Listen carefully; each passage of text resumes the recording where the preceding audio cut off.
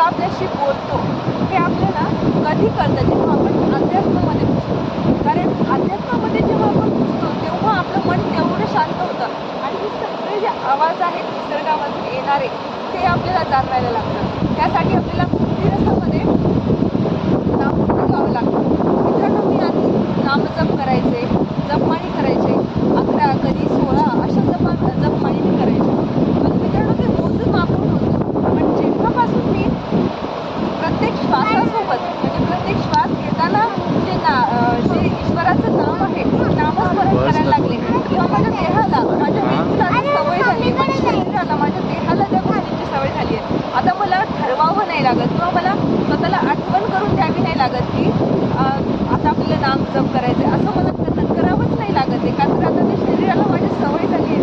सतत मनामध्ये माझ्या चालू असतं नामस्मरण, पांडुरंग हरी वासुदेव हरी. मी माझं नामजप तुम्हाला सांगेन.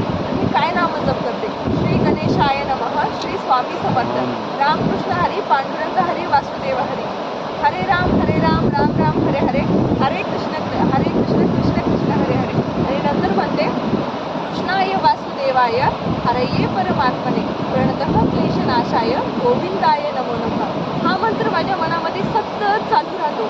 आणि हा मंत्र जेव्हा आधी हा नामजप अशा पद्धतीने मी जेव्हापासून करायला लागले तेव्हापासून मला माझ्यातला बदल जाणवतो.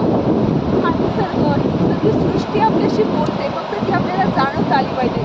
किती सुंदर ही रचना आहे या सृष्टीची, फक्त ती आपल्याला कधी जाणवेल जेव्हा तुम्ही अध्यात्मामध्ये घुसाल आणि अगदी शांततेत कसलीही अपेक्षा ईश्वराकडनं न करता आपण जेव्हा नामजप करतो, ईश्वराचे स्मरण करतो, तेव्हा आपल्याला ह्या गोष्टी जाणवायला लागतील.